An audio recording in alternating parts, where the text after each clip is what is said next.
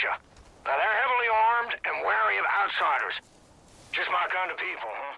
Far Cry 5 is a game that cuts close to the bone. While it keeps a lot of the same over-the-top action, the silliness and the ridiculous characters, it takes the series to America's backyard and features more than a few quite chillingly relevant underlying themes. The game's nemesis, the messianic Father Joseph Seed, at one point states, "They will take our guns, take our freedom, take our religion," and this plays right to the fears that some people have of the modern-day world. In typical Far Cry fashion, however, it takes things to the extremes, with the project as Eden's Gate cult having such a widespread and fervent network of followers. It's unimaginable that this could possibly be real, despite tapping into the very real concerns of modern-day America. That doesn't mean that the Peggies, as the locals call them, have gone unnoticed by the law. An arrest warrant is put out and you start the game as a rookie cop in the small team of local cops sent in to enact it. It goes wrong, very wrong, leading to near all-out war in the country between the Peggies, now convinced that Seed's prophecies have come true, and a growing local resistance. You might be wondering why you can't just call in more officers, the FBI and the National Guard. Well, there's a pretty good reason for that, but I'll keep it under wraps because who wants spoilers these days? This has to be dealt with as a local matter, and it turns out that the only way to stop a bad guy with a bunker is to have a good guy with a bunker.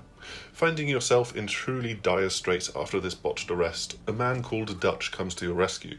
He's his own kind of conspiracy theorist, having built his bunker and had his own run-ins with the law for collecting rainwater of all things.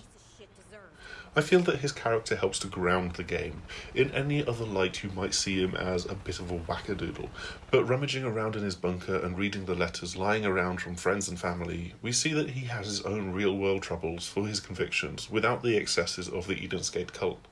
Ditching your police officer's uniform and venturing out from his bunker, there's actually a bit of The Legend of Zelda Breath of the Wild in the world's design.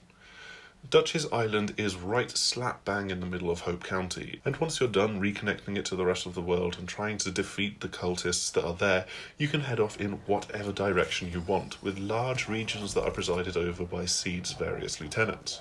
Though you can play the game following checkpoints to your destination, you're not led by the nose through the story if you don't want to be. Dutch's Island is a little microcosm of the wider game world, with all the kinds of things that you could find out there to do. Your overriding goal in each region is to antagonise the lieutenant in that area enough that they will then decide to come and get you themselves, probably muttering under their breath something about if you want a job done right then you've got to do it yourself. It's more than just following the path of the story missions though, as all of your actions in the game add to the resistance meter. Every civilian you save from a brutal roadside execution, every piece of cult property that you blow up, every main and side mission that you take on, every one of the well-established cult outposts that you liberate, they all add up. Your actions don't happen in isolation though. If you build up enough resistance in the southwest of the map and don't liberate the town of Fall's End, then they might go and do it for themselves.